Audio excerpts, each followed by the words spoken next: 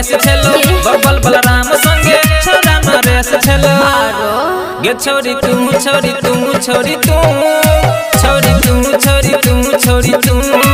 गे छोरी तू छोरी तू छोरी तू गे छोरी तू छोरी तू छोरी तू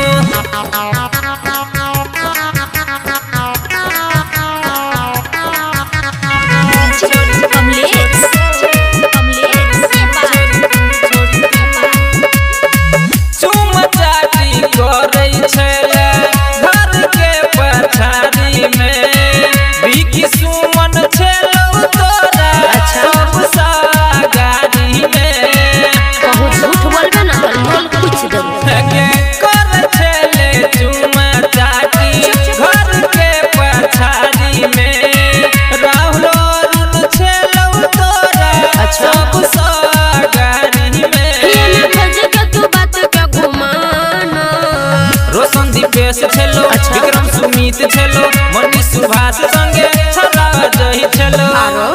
गे छोरी तू छोरी तू छोरी तू छोरी तू छोरी तू छोरी तू गे छोरी तू छोरी तू छोरी तू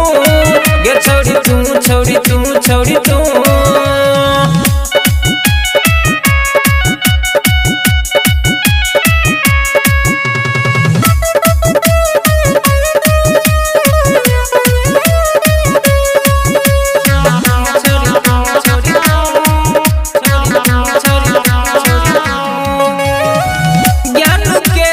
देख गोरी चल तू काहे तके तखन शौक मरल का हमरा गड़बड़ किछ तब बुझा लगे ज्ञान के तू देख गोरी चल तू काहे तके तखन शौक मरल का हमरा गड़बड़ किछ तब बुझा लगे छोटू संतोष छेलो दीपक मनोज छेलो भूषण देवेंद्र संगे छोरा कमलेश छेलो गे छोरी तू छोरी तू छोरी तू